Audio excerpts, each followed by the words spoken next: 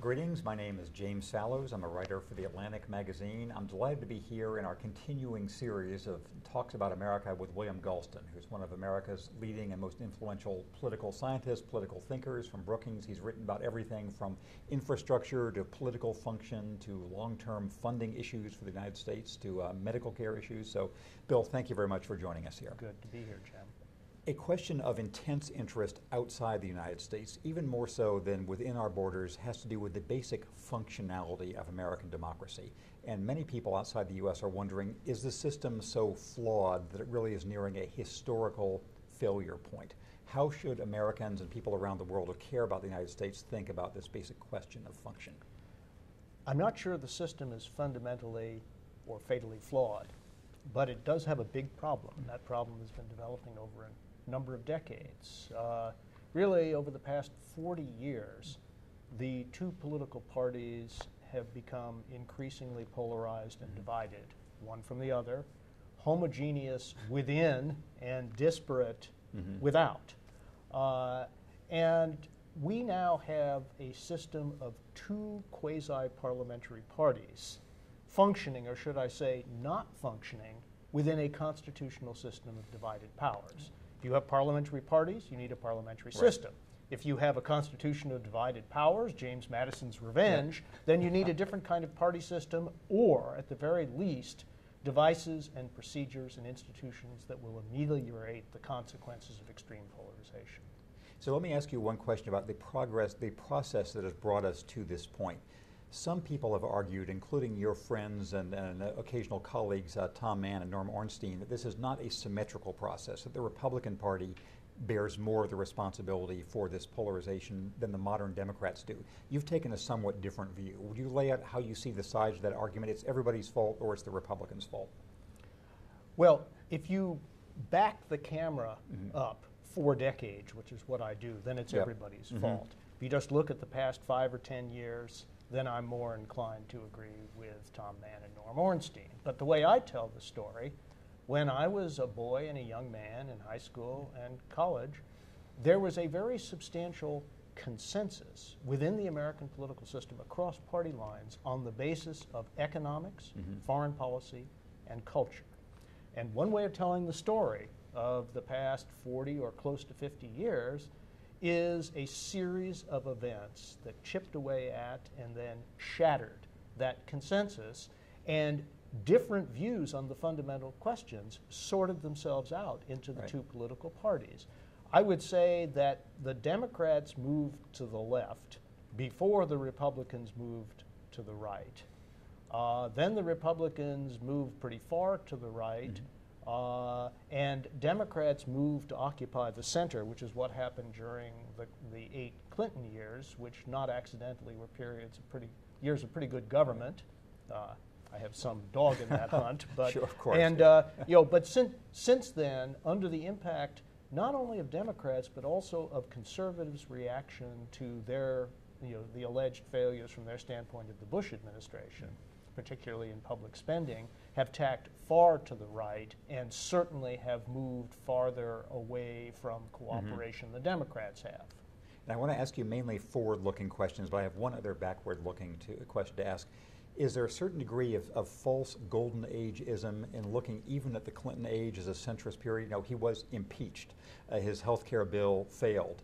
The Republicans in '94 run against him ferociously. So I know that some Republicans praise him now, but wasn't that in its way as contentious almost as what we face now?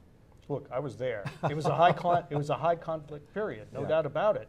The Clinton '93 budget, which was one of the basic building blocks of fiscal sanity in the 1990s, a rare epoch of fiscal sanity in modern America, passed without a single Republican vote in either the House of Representatives or the Senate.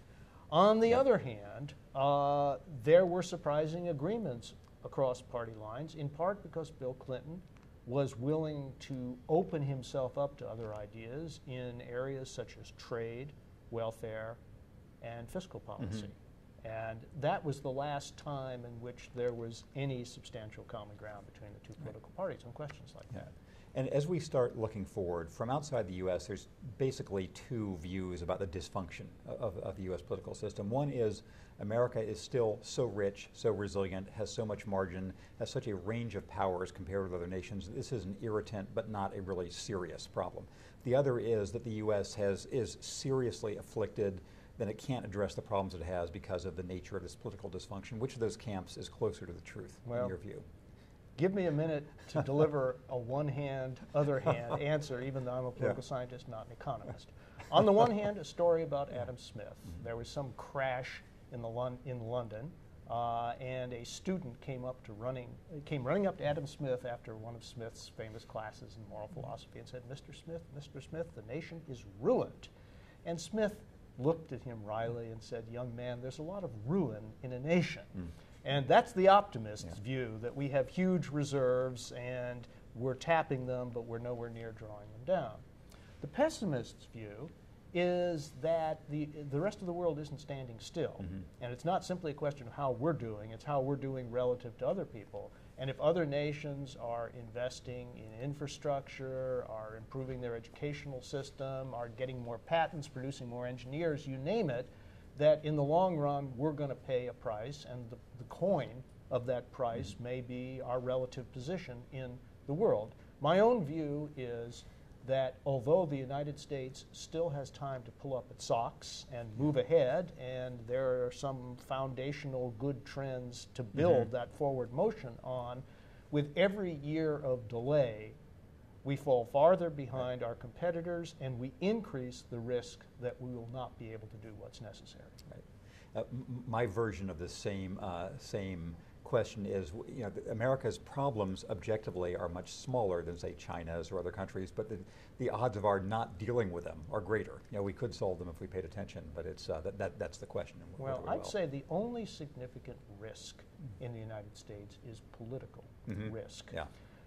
Political risk analysis used to be something that American analysts did about foreign countries. Now it's something that foreign analysts do about us, and fairly so, in my opinion. As we look ahead and we imagine past this election day, even past elections into the future, if people, American or otherwise, came to you and said, our system really does seem troubled, what is the practical list of things we could do about it? What would be your your triage list of the most practical and most important steps Americans could take to remedy the dysfunction of our political system? First of all, conceptually, there are two categories. In the short term, doing what we can to reduce the consequences of polarization for the functioning of the political system. And in the longer term, to reduce the polarization itself. Now, to reduce the consequences of a polarized political system, you have to enhance its capacity to act. For example, we urgently need filibuster reform. Not wiping it out, but changing it in ways that make it less of an obstacle than it now is. We urgently need a reform of the nominations and appointments process. There is no excuse for a new president being home alone, particularly in the middle of a crisis, the way President Obama and the Treasury Secretary were in the first 6 months of 2009. We need some way of fast-tracking really important legislation.